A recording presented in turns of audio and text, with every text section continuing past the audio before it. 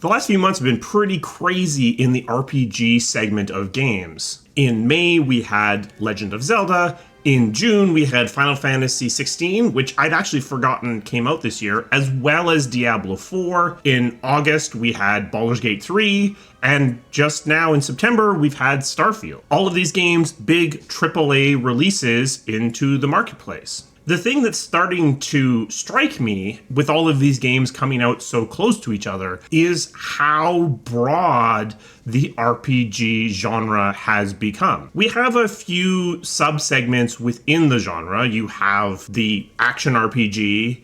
You have arguably something like the looter sorter, where Diablo lives. You have the CRPG, or the more turn-based RPG, like Baldur's Gate 3. But when it comes to categorization, these games are often just kind of lumped all together. But they're all pretty different from each other. Some of these games are turn-based, some of these games are party-focused, some of these games have lots of dialogue, some of them have almost none. In some cases, you play a predetermined character. In some cases, you have character creation. In some cases, very deep characterization, allowing you to play different races and different sizes of character. RPGs are a genre that's been around for a long time, and I think that's what's sort of keeping them together into one arguably oversized genre. When you look, in most cases, we've separated shooters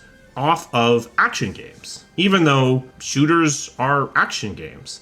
And we've made them into their own genre. But within the shooter genre, there's a lot less differentiation between the different games. And indeed, as we started to see games that were a little bit different, we created a new genre, the looter shooter, to contain those additional games. And yet here, the venerable old genre of RPG continues to exist, containing such a wide variety of games. And at the same time, what's also happening is from the other side, you're starting to see action games like Jedi Survivor coming in from the other side and incorporating more and more RPG elements. I mean, a reasonable question to ask is, what even is a role-playing game? Semantically, it's a game in which you play a role.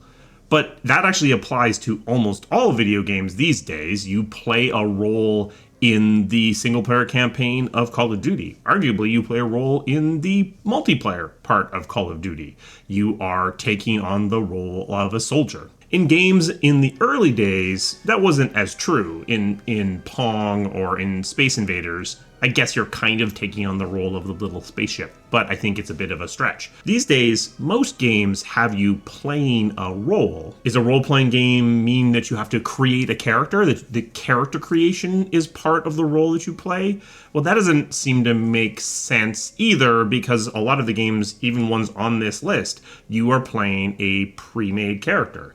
You play Geralt in Witcher. So that doesn't seem to make sense, because that would exclude games that identify themselves as role-playing games and would include games that don't identify themselves as role-playing games, like some of the looter shooters, where you create a character and define them. Is it a game where you get better or gain skills, or where the character's abilities are somewhat separated from the player's abilities? Most of the role-playing games do have that aspect, where there is an aspect of player skill and an aspect of character power that are independent of each other. But again, that also applies to a fair number of non-role-playing games, where you get stronger guns or you pick up perks and powers along the way. Indeed, a lot of the core features of what we think of as a role-playing game have been co-opted by other genres. So where we end up with is a place where it's actually pretty hard to write down a definition of role-playing game that includes all of the games we want to include and excludes the games we don't want to include. It's easy to write something that includes almost all games. You play a role, or you progress, or you play a role and progress in power. That includes probably 75% of all games that exist these days.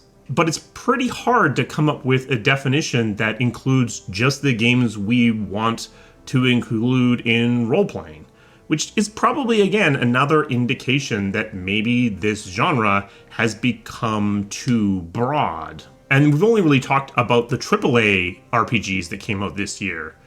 We're not including things on mobile where RPG means something very different. We're not including indie titles like Stray Gods, which is a musical. So we are left with a genre that contains a ton of games, excludes a bunch of games that are very similar to entrants on this list, and we have a very unclear understanding of what the genre is. The place where it starts to be relevant is when you get into award season, because I don't even know how you compare a game like Baldur's Gate 3 to a game like Diablo IV. They share very few characteristics with each other. Now, I think we all probably have a pretty good understanding of which game is likely to win out in that competition, but you are comparing apples to elephants to a large degree in that comparison. So is it time for the RPG genre to be broken up?